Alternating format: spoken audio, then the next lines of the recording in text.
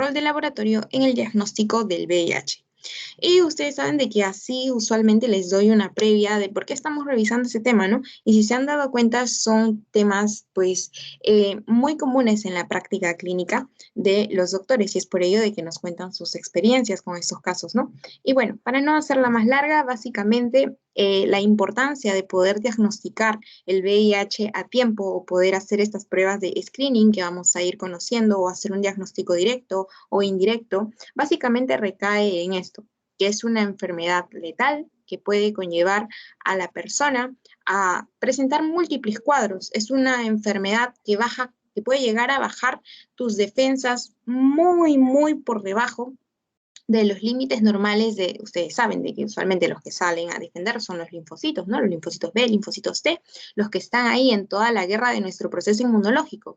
¿Y qué hace usualmente este virus? Lo que hace este virus, pues va a ser, ahorita les voy a explicar con gráficos, pues solamente para adelantarles, es acabar con estos linfocitos, y si tus linfocitos no están así atento y pendiente de poder defenderte, pues cómo vas a poder, por ejemplo, enfrentar afectaciones, no solamente oportunistas, sino antes de que se presenten los patógenos oportunistas, también cómo simplemente podrías enfrentar un resfriado común u otra clase de patologías, ¿no?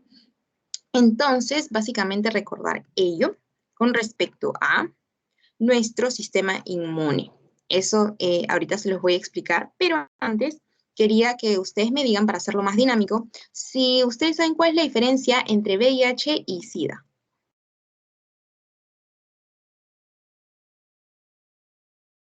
Es un tema muy tocado. ¿Cuál creen que ustedes es la diferencia? Creo que el SIDA ya es como el estadio final. Ya, muy bien, gracias.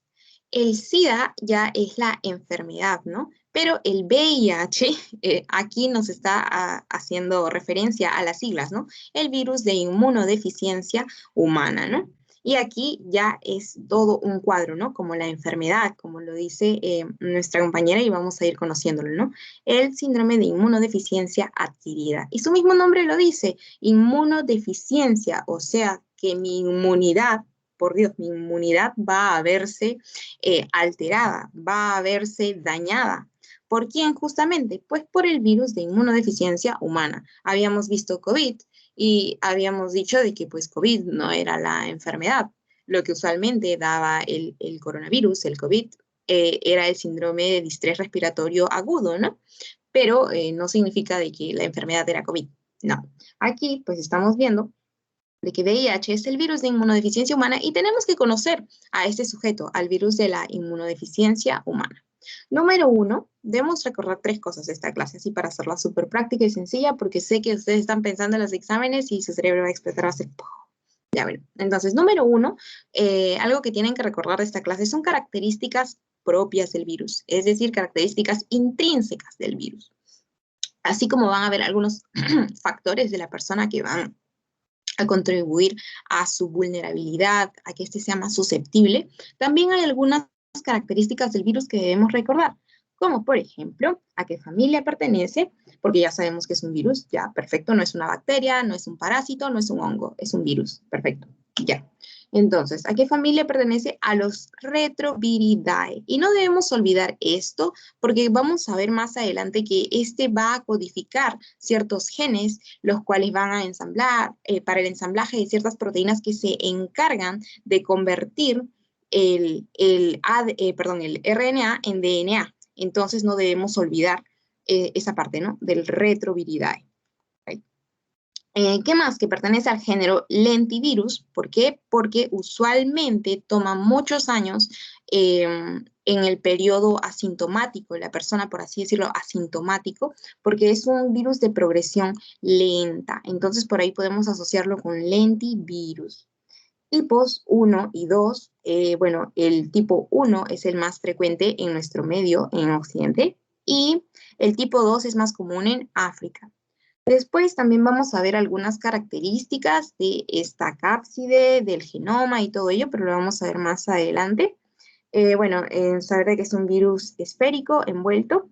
Vamos a ver cómo está compuesto.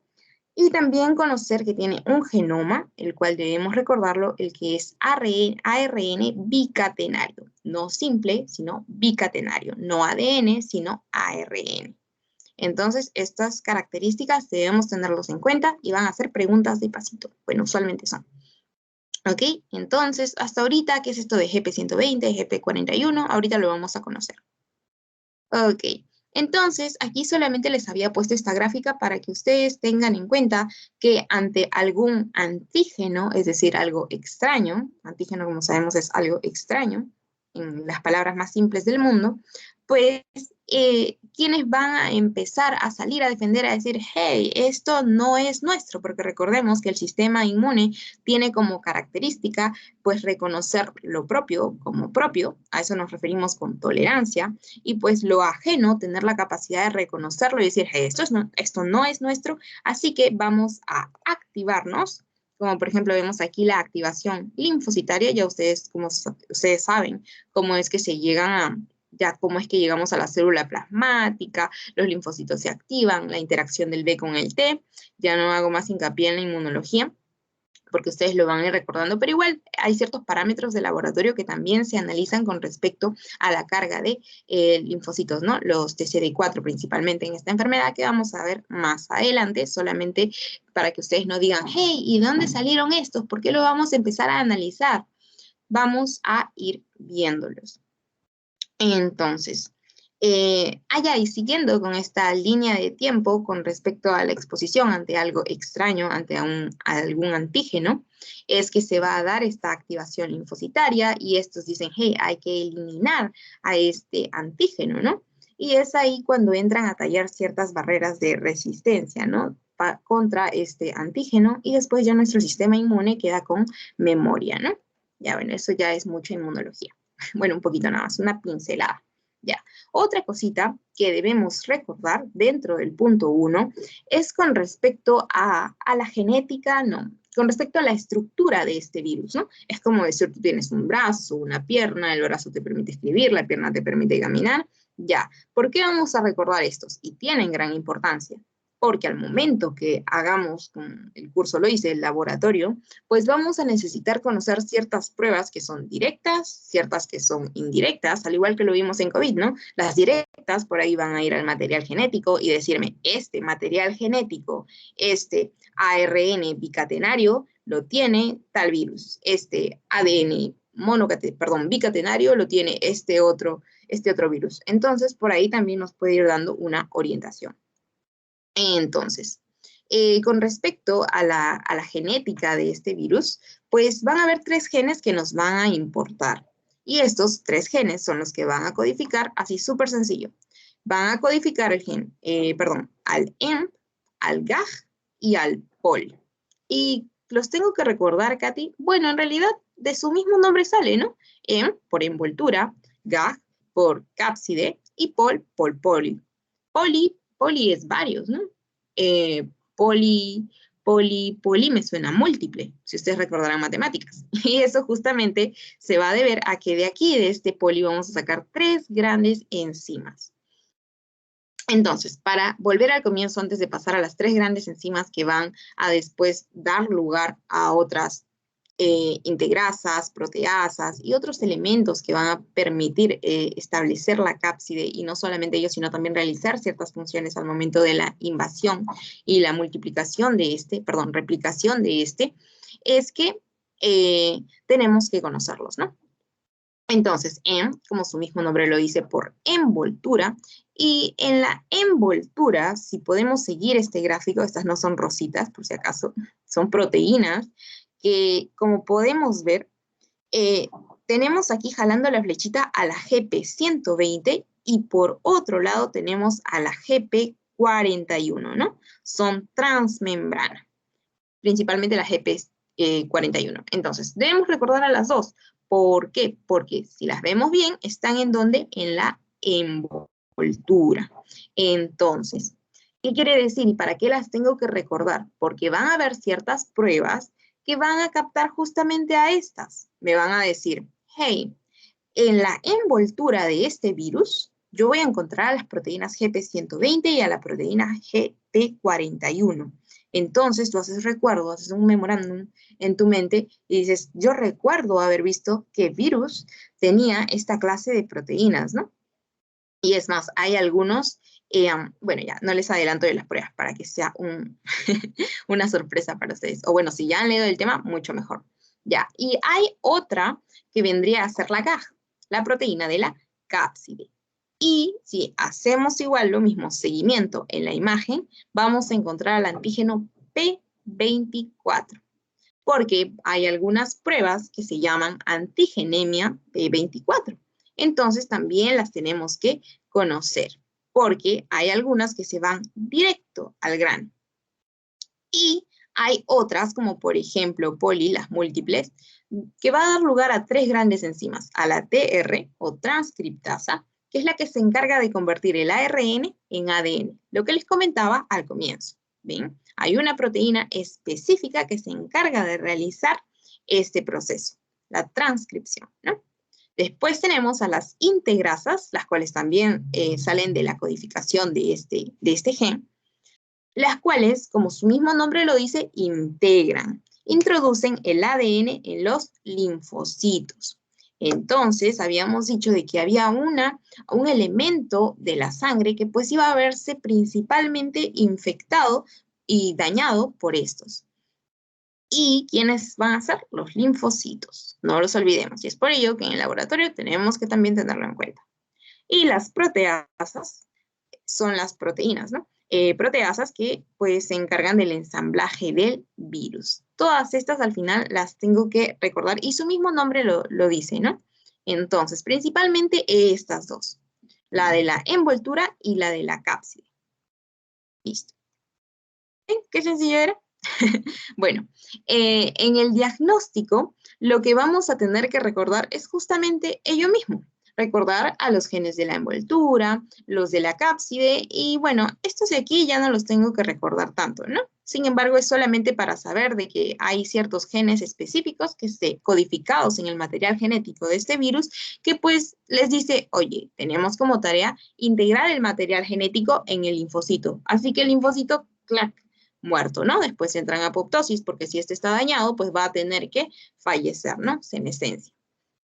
Entonces, como ya estamos en la parte del diagnóstico de la infección por este virus, como el título lo dice, pues vamos a dividirlos entre, al igual como hicimos en COVID, en aquellas pruebas que son directas y aquellas pruebas que son indirectas. Déjenme ver si estoy grabando. Sí, estoy grabando. Ya, perfecto. Entonces, vamos a dividirlos para que se haga más sencillo en pruebas que son directas y aquellas que son indirectas. Entonces, si yo te saco ADN y te digo, ya, esto es de tal persona, obviamente tú dices, tú vas a esa persona directamente y le dices, oye, yo tengo este papelito en el ADN, el reporte de laboratorio, que me dice que tú eres tal persona. Entonces el ADN no te va a mentir, pues, ¿no? Entonces, es lo mismo que hacemos aquí. Si tú vas al material genético del virus, pues a esa prueba le vamos a llamar antigenemia P24 y esta hace diagnóstico directo.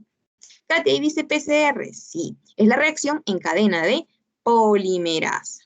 Entonces, esta de aquí es de diagnóstico directo. Se va directamente al material genético, no lo olvidemos. ¿Y dónde habíamos dicho que encontrábamos a la GP120 y a la GP41? En la envoltura. Retrocedemos la imagen si desean. ¿Dónde están? Aquí, transmembrana, ¿no? Entonces, estas no están aquí directamente. Están más que todo en la envoltura. Entonces, no está reconociéndolo directamente. Es como decir, estamos viéndolo como una característica de por fuera, ¿no? No específicamente como lo habíamos visto aquí en el antígeno P24. Entonces, estas de aquí, básicamente, que son para el contacto con los linfocitos que expresan CD4, por eso también son linfótropos, por la afectación a los linfocitos, es que estas de aquí me van a servir como diagnóstico indirecto. Si yo encuentro GP120, GP41, pues estas me sirven de diagnóstico indirecto, como el examen en anticuerpos, ¿no? Y ahorita les voy a poner una imagen. Entonces, hay pruebas que son directas y hay pruebas que son indirectas. La de anticuerpos es también conocida como la prueba rápida, ¿no? Las famosas pruebas rápidas de anticuerpo, como ahora también han sido muy conocidas en el caso de COVID, ¿no? Bueno, entonces, dentro de las pruebas directas, ya habíamos dicho, y espero que eso quede súper, súper claro, que vendría a ser con respecto al antígeno PEP24. ¿Directa o indirecta? Ah, directa, porque está hablándome directamente del material genético del virus. No confundamos cápside con envoltura, por si acaso. Un pelito de mi conejo. Ya, listo. Entonces, aquí también vamos a tener la prueba de ELISA de cuarta generación. Esta de aquí vamos a escuchar a lo largo de la clase primera, segunda, tercera, cuarta generación, sí, solo hasta cuarta generación. Y por ahí con el largo del tiempo pueden ir saliendo quinta, sexta, séptima generación, no lo sé. Y eso básicamente vamos a ver una línea de tiempo también en la que vamos a ver de que estas pruebas son orientadas a poder hacer un diagnóstico, una detección precoz, una detección mucho más temprana, pues del virus en el organismo del ser humano, de la persona infectada, ¿no? Entonces, si tienen una mayor capacidad de detectarlo precozmente, pues a eso se refiere con la generación, ¿no? Entonces, estas de aquí van detectándolo más precozmente que la de tercera, que la de segunda, y así sucesivamente. Entonces, básicamente por eso es que vamos a ir viendo este nombrecito de primera, segunda, tercera, cuarta generación. Y bueno, como pruebas indirectas, también tenemos las pruebas rápidas de anticuerpo, la que habíamos dicho de que anticuerpo, ¿no? La del GP120 y la del GP41. Y también tenemos la ELISA de tercera generación. Ahorita vemos alguna diferencia entre estas ELISAs. La quimioluminiscencia, la inmunofluorescencia, indirecta obviamente el IFI, y el Western Blot y este otro de aquí, ¿no? El SI. Bueno, ahorita vamos a dar algunos datos con respecto a ellos. Entonces, ¿qué van a hacer estas? Estas lo que hacen es detectarte la presencia del virus, como ya lo habíamos dicho, de manera directa o de manera indirecta. De manera directa si va al material genético, de manera indirecta si va a las proteínas de la envoltura del virus, ¿no? Y aquí hay algunos datitos, como por ejemplo, ¿por qué se está refiriendo a la reacción en cadena de polimerasa en diagnóstico directo? Y eso ya lo habíamos dicho, ¿no? Por la amplificación y detección de las secuencias específicas del virus. Y es por ello que hacemos diagnóstico directo con esto. Y aquí hay otros métodos también de análisis indirecto. Y aquí, ¿dónde está? Evaluando la respuesta inmune a los anticuerpos, ¿no? Y es por ello de que vemos por aquí la elevación de IgM, de IgG, ¿no? Y eso es lo que también en este cuadrito está incluyendo a los inmunoensayos, como la ELISA, la inmunocromatografía, la detección de anticuerpos del enfermo específicos para el virus, ¿no? Listo. Y estas pruebas, ¿a través de qué se obtienen, Katy? Habíamos dicho de que en las pruebas de COVID lo obteníamos a través, por ejemplo, del hisopado nasofaríngeo, habían otras que eran a través de sangre, habían otras y múltiples alternativas, ¿no? Pero esta es básicamente por serología. Listo. En la muestra sanguínea se van a detectar ciertos anticuerpos producidos frente al virus. Y si detectábamos anticuerpos, ¿esta era directa o indirecta? Indirecta. Y así lo vamos relacionando, ¿no? Son ciertos datitos. Listo. Entonces, les había hablado de una prueba de ELISA de primera, segunda, tercera, cuarta generación, y para los que recién se están integrando, pues recordarles de que estas se van a básicamente diferenciar en la línea de tiempo de qué tan precoz estas son capaces de encontrar el virus, la presencia de la infección por este virus, ¿no? Entonces, eso es algo que debemos tener en cuenta. Por eso, esta de cuarta generación ya está incluida aquí en nuestra lista de pruebas directas. ¿Y por qué estará incluida dentro de las pruebas directas? Porque, miremos aquí, ¿a quién busca? Busca el antígeno P24. Y este ya es propio de la cápside, no de la envoltura. Entonces, es por ello que habíamos dicho de que este hace diagnóstico directo. Listo. Mientras miremos aquí, la de primera, segunda, tercera generación, ¿en busca de qué van? de anticuerpos, ¿no? Como IgG, IgG, y en la de tercera generación hasta capaz de detectar IgM. ¿Eso qué quiere decir? Que se correlaciona con lo que les había comentado previamente, en el sentido de que les decía de que estas pruebas van mejorando su capacidad de detección temprana de ciertos virus en este caso, ¿no? Como vendría a ser el virus de la inmunodeficiencia humana. Listo. Porque miremos aquí, ustedes saben de que el IgG pues se detecta ya en estadios mucho más crónicos, mientras que en el IgM ya en estadios pues todavía agudos, por así decirlo. Entonces, aquí en la de primera y segunda generación todavía el G. En la de tercera se avientan y dice, hey, yo lo puedo encontrar mucho más temprano, con el M. Y en la cuarta generación no solamente te dice, yo te digo si está en estadio crónico, no te digo si está en estadio agudo, yo te digo de que estamos encontrando presencia del material genético de la cápside del virus. Entonces, es por ello de que podemos clasificarlo como una de cuarta generación. Entonces, no olvidemos ello. Listo. Cabe recalcar que cualquier duda, cualquier pregunta, igual me la pueden hacer. O si está todo claro, genial. Entonces, aquí solamente para hablarles sobre la especificidad y la sensibilidad de la prueba. Esta tiene una muy buena especificidad. Después también aquí nos dice que detecta bajos títulos de anticuerpos, buena sensibilidad para anticuerpos, anti-VIH2, anti el grupo M, una de las principales también, y o de VIH tipo 1, ¿no?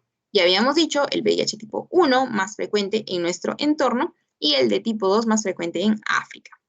También la detección de IgG e IgM. Creo que mejor estaba la explicación con esta gráfica, ¿no? Pero bueno, aquí solamente para recordar la especificidad y la sensibilidad. Y listo. Pero hay otras pruebas que vendrían a ser las pruebas de tamizaje o screening y también las pruebas confirmatorias. Entonces, debemos saber ciertos conceptos con respecto a estas.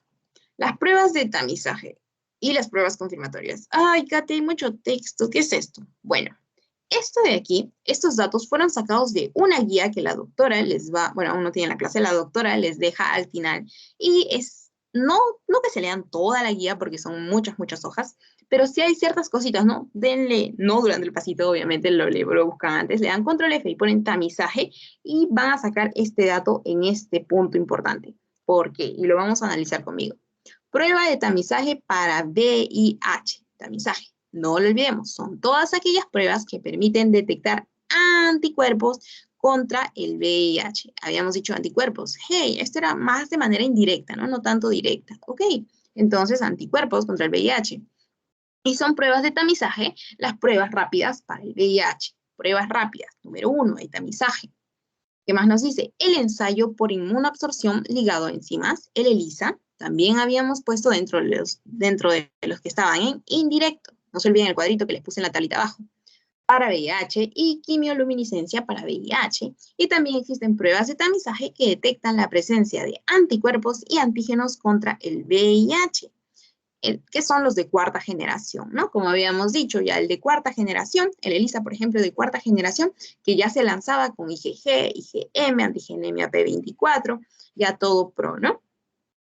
Y entonces, ¿qué tenemos que hacer en esta? Recordar que aquí te dan ciertos, ¿no? Ciertos, como por ejemplo te dice la ELISA, ciertos nombrecitos ya. Esos nombrecitos tenemos que ponerlos en nuestra tablita de cuáles son de tamizaje, cuáles son confirmatorias. Y también les voy a dar esa tablita más adelante. Después tenemos las pruebas confirmatorias y también otro análisis súper chiquito. Entonces, prueba confirmatoria de VIH. ¿Cuándo yo puedo decir que un paciente verdaderamente tiene VIH? Entonces, sí, esto es de tamizaje, pero este es confirmatorio. Son las pruebas que identifican la presencia de anticuerpos específicos contra el VIH, tal como inmunoelectrotransferencia o también conocido como el Western blot, la inmunofluorescencia indirecta o el IFI, inmunoblot con antígenos recombinantes o el LIA y las pruebas de reacción en cadena de polimerasa, lo que les había comentado, el PCR, ¿no? Que se va directo al ensamblaje y te dice, oye, si este material genético es de este virus, del virus de inmunodeficiencia humana. Entonces, ¿qué más vemos aquí? Y dice, para la atención clínica también se considerará como una prueba confirmatoria a la segunda prueba rápida reactiva. Y bueno, básicamente ello. Lo demás que está entre paréntesis son datitos extra. pero ¿qué nos dice al final? No simplemente hay que ignorarlo, aparte. Entonces, ¿qué tengo que hacer en la prueba confirmatoria aquí? Sacar mi lápiz y papel y decir, tal prueba y tal prueba es confirmatoria. Tenemos el Western Blot, el IA, el IFI y también el PCR, que también lo voy a poner en una tablita más adelante. Y solamente para recalcar esta parte, que dice que para la atención clínica también se considerará como una prueba confirmatoria a la segunda prueba rápida. Recordemos ese concepto por lo siguiente que les pongo aquí. Porque estas, si bien es cierto, son una lista, así de manera corrida, no esquemática, de cuáles son las pruebas confirmatorias. Sí, pero cuando ya decimos que una persona verdaderamente tiene la infección confirmada por VIH. ¿Y qué dice aquí? Es la persona que presenta 2 pruebas de tamizaje reactivas. ¿Qué quiere decir eso? Que aquí me estaba dando el alcance, ¿no? Y me decía que yo, para confirmarlo, necesito, ¿dónde está? También se considerará como una prueba confirmatoria a la segunda prueba. Allá. ¿Por qué? Porque para que sea una infección confirmada, me dice aquí de que necesito que la persona presente 2 pruebas de tamizaje reactivas, ¿no? Y luego me dice prueba rápida para VIH y o ensayo por inmunoabsorción ligado a enzimas, ELISA para VIH, por ejemplo, o una prueba confirmatoria positiva. O sea, 2 de tamizaje que me sean reactivas o una positiva. No olvidemos eso, ¿no? Es como cuando hablábamos de criterios mayores, criterios menores, ya, aquí me dice de que necesito o 2 de tamizaje, o 2 de estas, o una de estas. Y ¡ching! Ya está. Entonces, bueno, aquí hay otras con respecto a la de la cuarta generación que ya habíamos comentado. Entonces, les había dicho de que se las iba a presentar en tablas. Listo, la prueba de tamizaje para VIH. Dentro de estas habíamos dicho de tamizaje, pruebas rápidas para VIH, ensayo por inmunoabsorción ligado a enzimas, la antigenemia P24 y la quimioluminiscencia para VIH. Y por aquí tenemos ya las confirmatorias, ¿no? Había dicho el Western Blot, el IFI, el IA, ¿no? Entonces, ¿cuántas de tamizaje necesitábamos? ¿Cuántas habíamos dicho? ¿Cómo ya decíamos que era un dato confirmatorio? ¿Alguien recuerda? 2. Perfecto, Melanie. Entonces, necesitábamos 2 de tamizaje o ¿cuántas necesitábamos de las confirmatorias? 1. 1, perfecto, listo. Espero que también lo tenga en mente María, Rosario, Diana, Natalie, Sheila. Muy bien. Entonces, no olvidemos ese dato. Muy importante. Y, Katy, o sea, ¿se te está ocurriendo así nada más de que necesitamos 2 de tamizaje o una confirmatoria? No, miremos aquí un algoritmo de las pruebas diagnósticas de la infección por VIH del MINSA, este pequeño algoritmo, ¿dónde está? Acá está. Primera prueba rápida, ¿no? Habíamos dicho que necesitábamos una, por ejemplo, una prueba rápida, después otra segunda prueba rápida, después la prueba confirmatoria y esa clase de cosas. No, no me lo invento. Miremos aquí, si tenemos una primera prueba rápida, ya, esta salió positiva, salió reactiva. Necesitaba yo 2 reactivas. Entonces, ¿qué es lo que hacen aquí en este programa, en este algoritmo? Ir a una segunda prueba rápida, ¿no? Podría ser de otros antígenos para el virus, pero esta también sale reactiva, ¿no? Necesitaba 2 pruebas rápidas. Y vamos por otro camino. Miremos aquí, por este otro lado. Sale la primera prueba rápida, reactiva. Le hacen ELISA, sale reactiva, ¿no? Entonces, habíamos dicho de que necesitábamos, lo voy a poner aquí para que no lo olviden, habíamos dicho de que necesitábamos presentar 2 pruebas de tamizaje reactivas o una prueba confirmatoria positiva. Y luego, en pruebas confirmatorias, entonces debemos saber cuáles son las confirmatorias y por eso es de que les había puesto aquí en la tablita las de tamizaje y cuáles son las confirmatorias, ¿no? En este algoritmo, perdón, este flujograma les muestran el IFI y esta como prueba confirmatoria, ¿no? Vamos a nuestra lista y decimos, sí, esta es confirmatoria. Perfecto. Entonces, ¿dónde estamos? Hey, no cambia. Ya. Bueno, aquí más de las pruebas que habíamos estado viendo sobre las... ¿Dónde está? Allá. Por ejemplo, el IA, el inmunoblot con antígenos recombinantes. Vemos aquí, no olvidemos, las pruebas confirmatorias. Necesitábamos una confirmatoria o 2 de tamizaje. Solamente les había puesto esta tablita para que vean cómo son las bandas que les muestra el IA. Y miremos aquí diversos antígenos, ¿no? Bueno, ya considerados antígenos, una vez que están así expuestitos en la envoltura, en el caso del GP120, GP41, reconocidos por los anticuerpos. Entonces, vemos y usualmente se pintan las bandas, ¿no?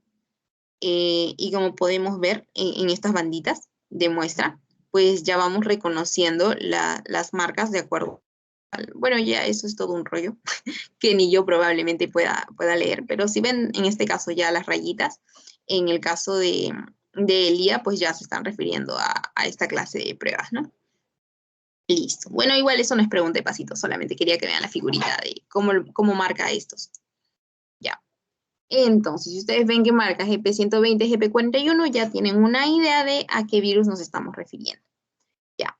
Entonces, aquí también hay una tabla de sensibilidad y de especificidad con respecto a las pruebas directas e indirectas. Y como recordamos, un conceptito, pues la sensibilidad, pues es la capacidad de decirle a un paciente enfermo, decirle, hey, tú tienes la enfermedad, y la especificidad, así súper breve, es la capacidad de una prueba de decirle a una persona sana, pues que éste está sana, o decirle que no tiene la enfermedad. Entonces, ¿por qué habíamos dicho de que ciertas pruebas, aparte de todo el esquema que habíamos armado, ¿por qué es que también son consideradas como de tamizaje o como confirmatorias? Porque miremos aquí. Miremos algunas diferencias con respecto a la sensibilidad y a la especificidad de estas pruebas, ¿no?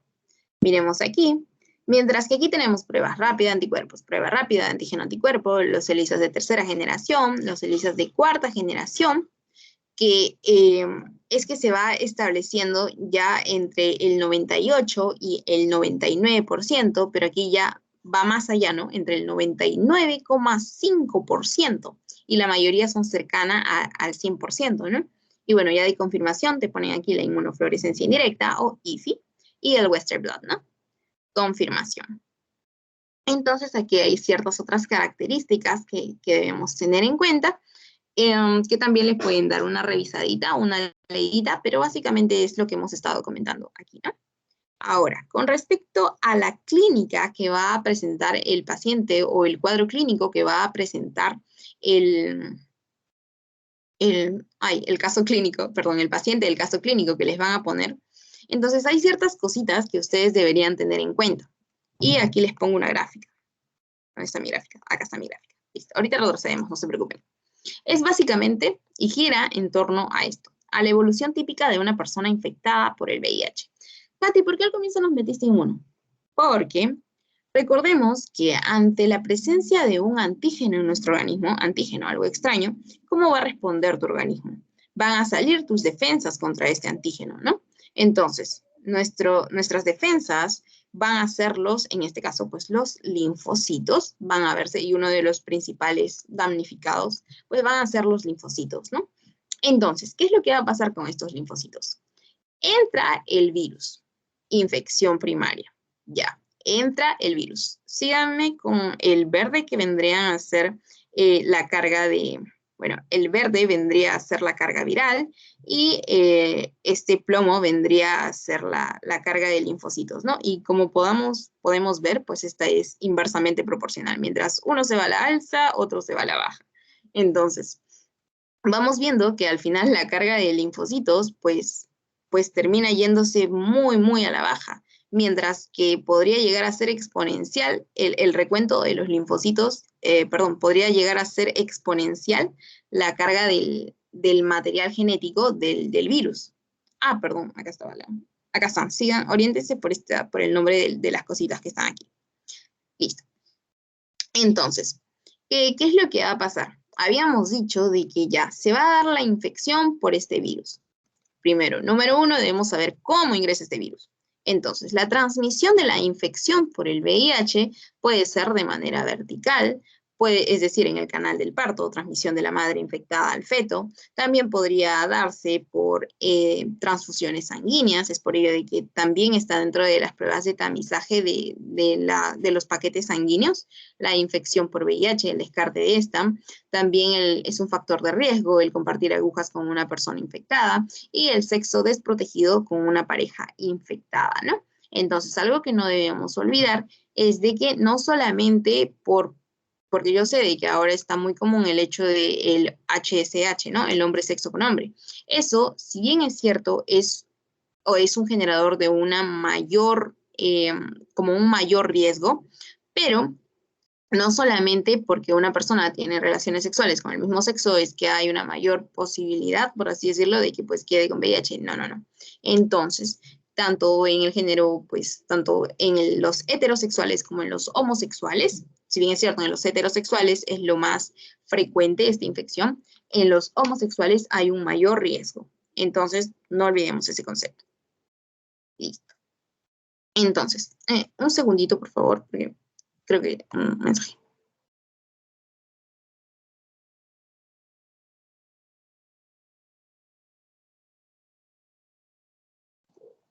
Ya, listo, todo bien. Mi pasito era más tarde. Ya, ok.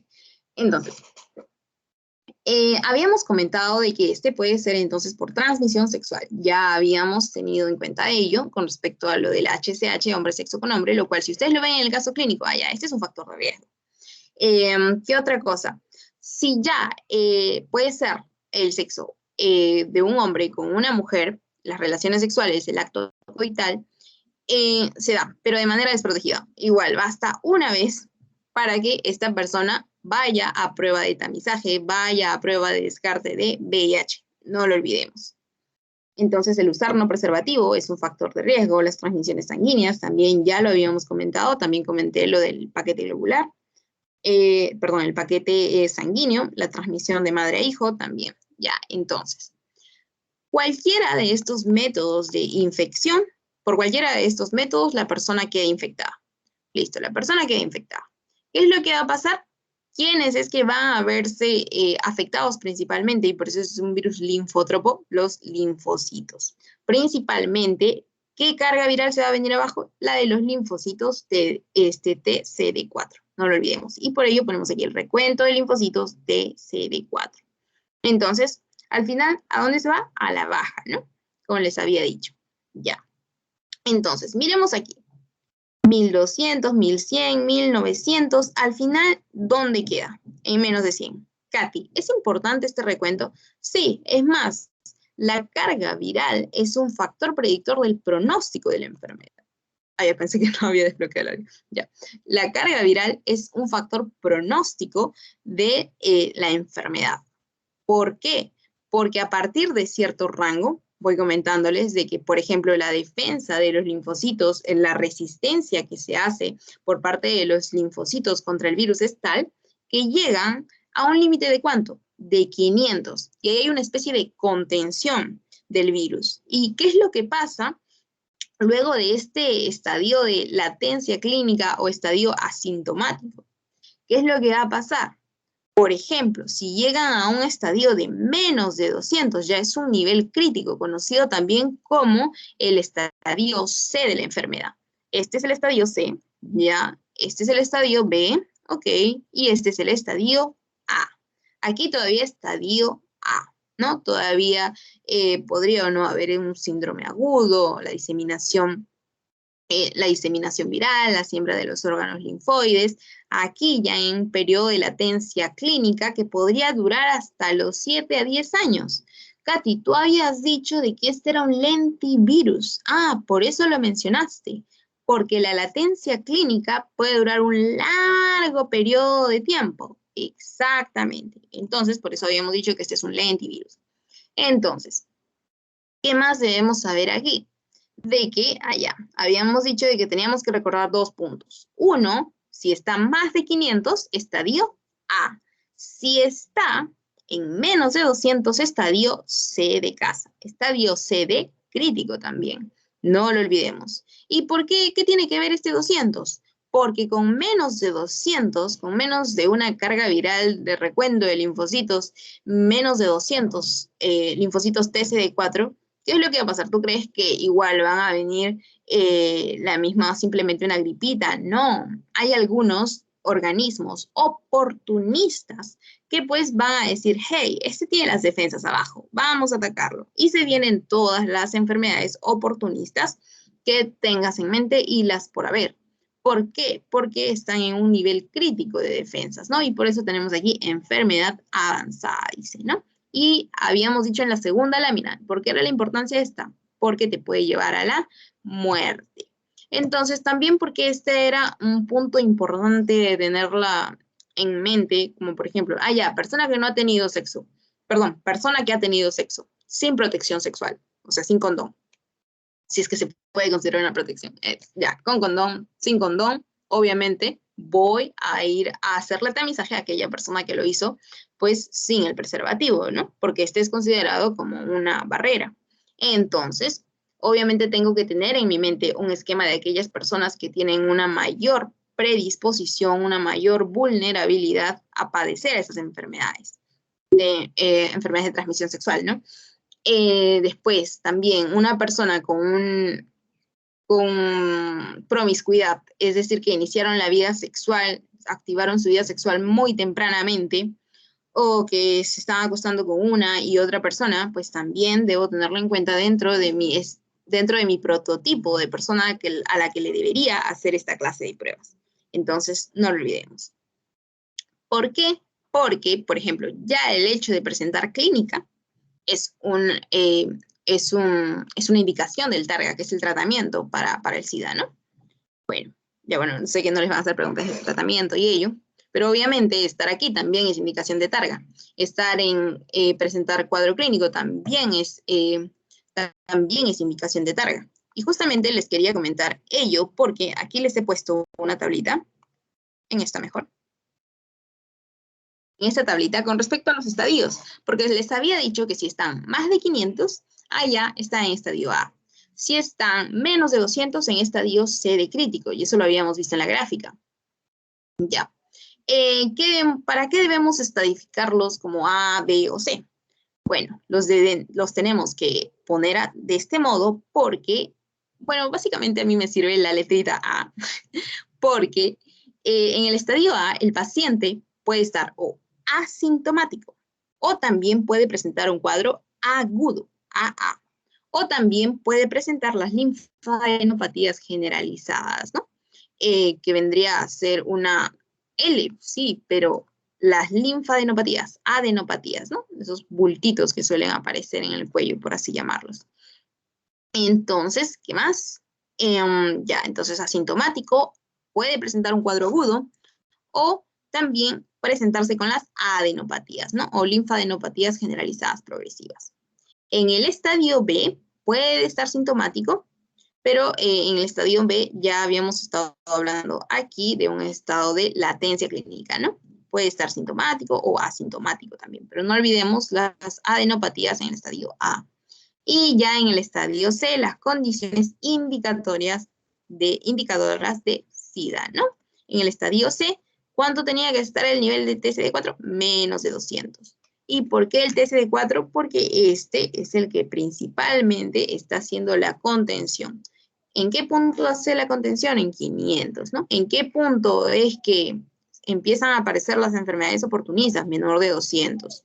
Pero eso no quiere decir de que aquí no pueden venir otra clase de infecciones u otra clase de patologías que pues van a verse a la par con esta infección. ¿Por qué? Porque ¿qué es lo que va a pasar en esta clase de categorías, ¿no? En todos estos cuadros, ¿qué es lo que va a pasar? Obviamente hay una disminución de CD4. Esto es lo que este es un perfil de laboratorio que podríamos encontrar en un paciente con VIH, ¿no? Va a verse a la baja el CD4. Entonces, ¿qué es lo que va a pasar? Tus linfocitos están a la baja.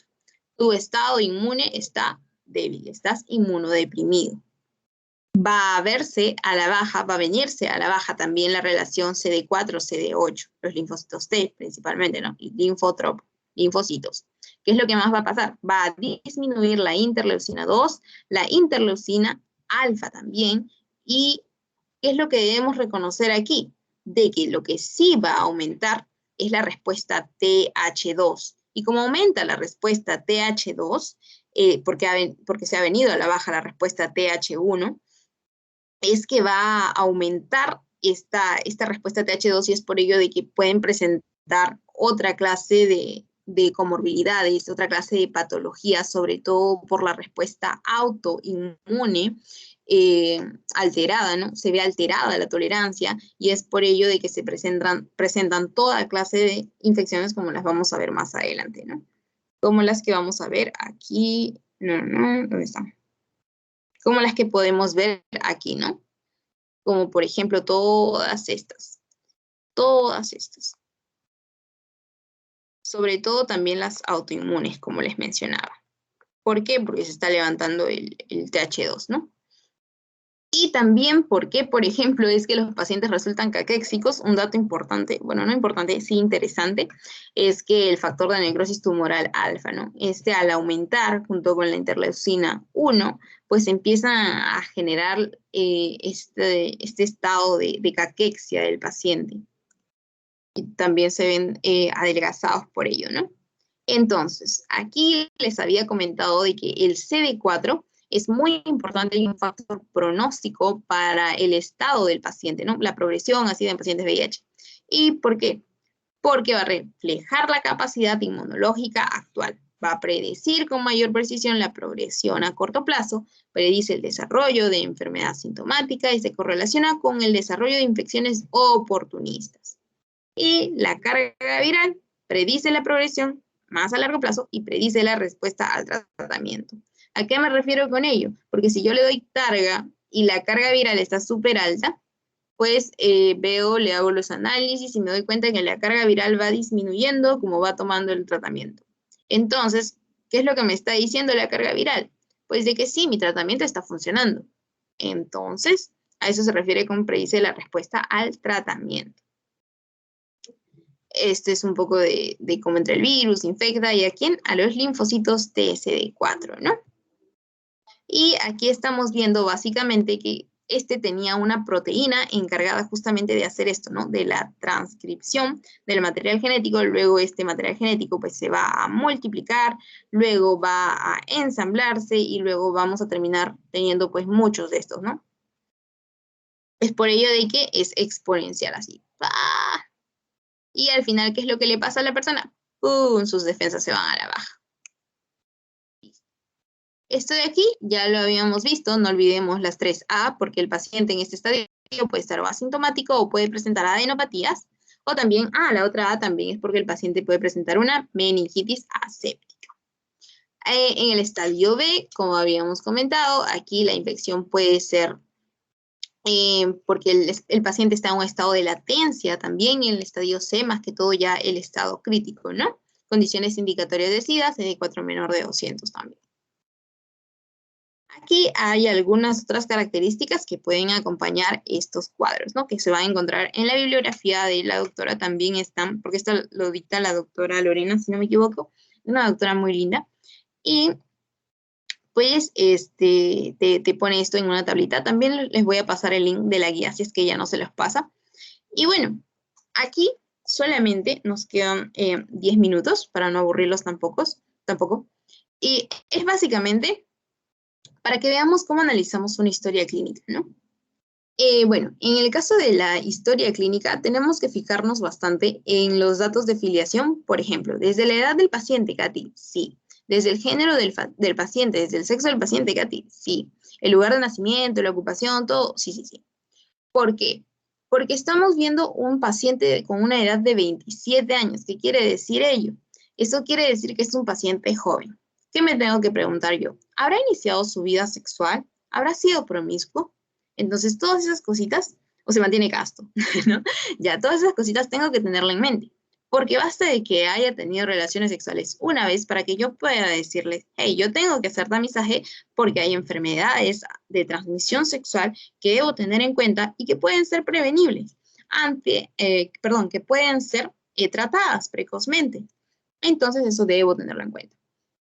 Después también la ocupación del paciente. Bueno, obviamente en general la ocupación es importante porque ustedes saben bastante de las enfermedades ocupacionales, por ejemplo, que si es un minero, entonces tiene una mayor predisposición y es más vulnerable a hacer un EPOC, por ejemplo. Pero bueno, aquí me dice que es cobrador de vehículo de transporte de una combi, ¿no? Haya sexo masculino, porque obviamente, no olvidé mencionarles el sexo, obviamente hay ciertas patologías que tengo que tener en mente con respecto a un varón y a muchas otras con respecto a una mujer, ¿no? Creo que no hay tanto que explicar en ello, no voy a pensar en un cáncer de próstata en una mujer, o esta clase de cosas. Antecedentes, obviamente, miremos aquí, a los 17 años de edad tuvo una prostatitis. Después, ¿Qué me dicen los antecedentes? Inicio de relaciones sexuales. Hey, justo lo que estaba pensando, Katy. Si habrá tenido o no. Sí, miremos aquí. Desde los 15 años. Ha tenido varias parejas. Era promiscuo. Entonces, tanto mujeres como ocasionalmente varones. Les había hablado del HSH, ¿no? Hombres, sexo con hombres. Pero no solamente tenía relaciones homosexuales, sino también heterosexuales con diversas mujeres, lo menciona aquí. ¿Y qué es lo que más me dice? Que no usa métodos de planificación familiar.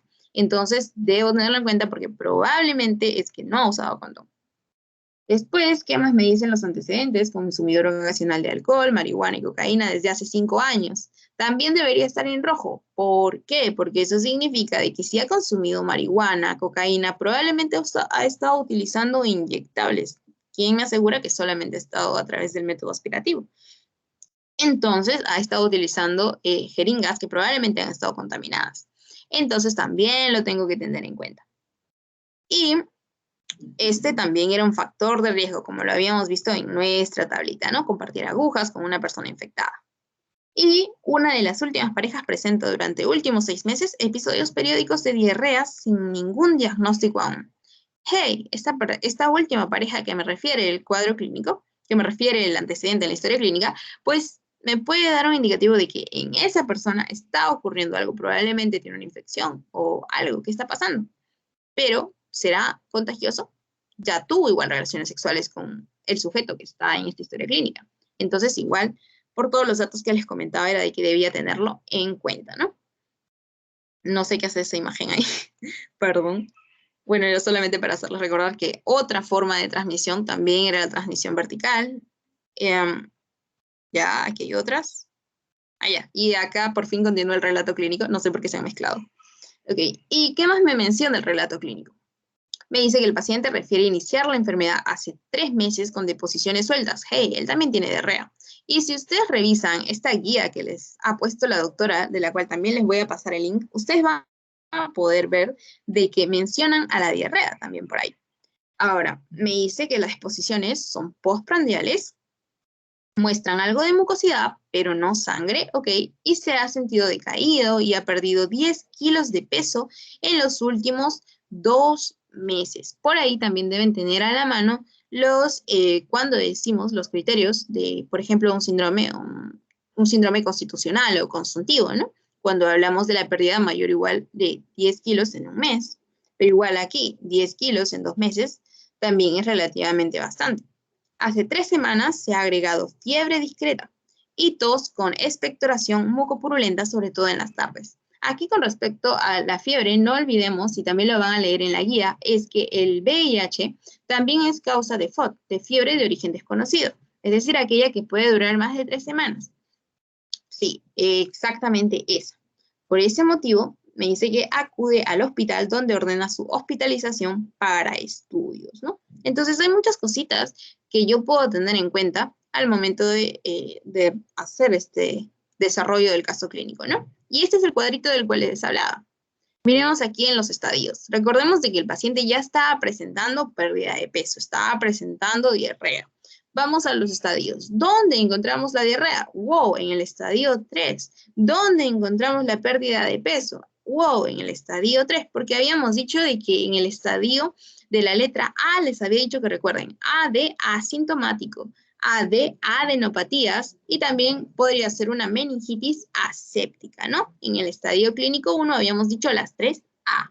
Después habíamos dicho de que en el estadio clínico 2 o B también podíamos hablar ya una fase más de latencia clínica, ¿no? En el cual podría ser asintomático o sintomático también.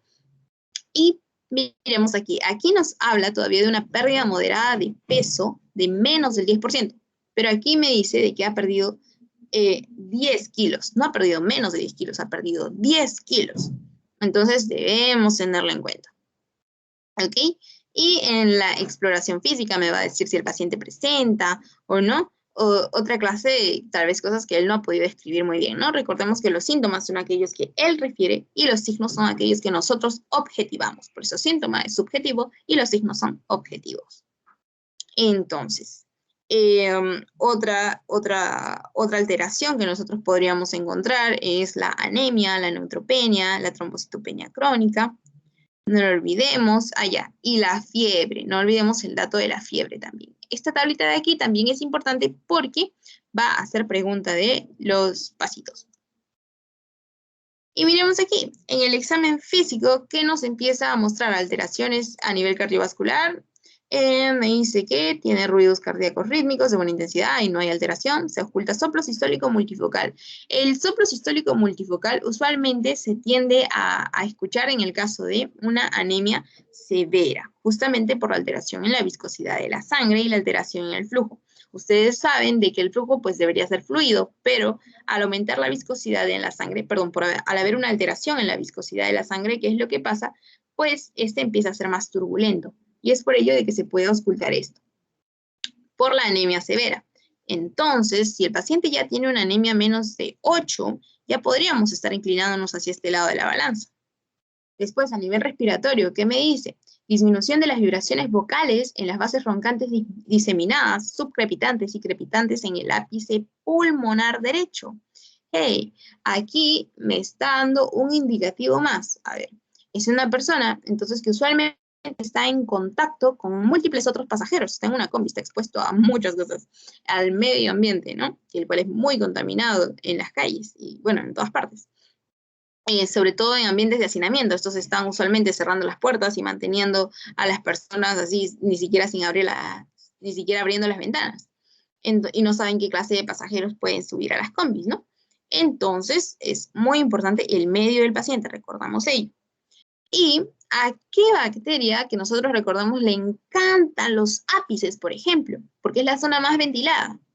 Al Mycobacterium tuberculosis. Entonces, por ahí yo también puedo pensar en ello. Quiero ver si siguen ahí, no se han aburrido. Ya. Entonces, habíamos dicho de que es más frecuente las enfermedades oportunistas cuando el CD4 está menor de 200. Entonces, yo ya tengo que pensar que algo está pasando en mi paciente, ¿no? Hasta eso, obviamente, las pruebas ya están circulando, ¿no? Las de tamizaje, porque es un paciente que pues ha tenido sexo sin protección y sobre todo de manera promiscua. Pues, ¿qué más? Esta tablita también deben tenerla en cuenta con respecto al recuento de TCD4 y las complicaciones infecciosas y no infecciosas que pueden presentar los pacientes. Después en abdomen me dice, a pesar de que el paciente estaba con diarrea, no estaba doloroso, no visceromegalia, osteomuscular, fuerza muscular disminuida en general, obviamente el paciente estaba asténico, y neurológicos sin alteraciones, ¿no? Es más, qué bueno que no estaba con alteraciones neurológicas, porque ustedes van a ver en neurología de que hay hasta alteraciones neurológicas por VIH, ¿no? Hay demencia VIH también. Entonces, es básicamente cómo yo haría el análisis de un casito así, ¿no? Y bueno, este es un chiste. A veces tener a alguien negativo en la familia es lo más positivo que te haya pasado en tu vida, ¿no? ¿Por qué? Porque el papá en este caso es VIH positivo y los hijos todos salieron negativos. Entonces él está feliz de que toda su familia sea negativa, ¿no? Bueno, eso solamente era un chiste y ya vi por qué se me movieron las diapositivas, porque justamente por poner este chiste. Bueno, entonces eso sería todo. Si tienen alguna duda, alguna pregunta, me pueden escribir por interno, por WhatsApp, si desean, tienen mi número. Si no, eso sería todo por hoy. Espero que hayan podido entender, comprender la sesión. Una consulta. Sí, La dime. paciente estaba presentando un soplo sistólico multifocal y esta una de las ocasiones es producido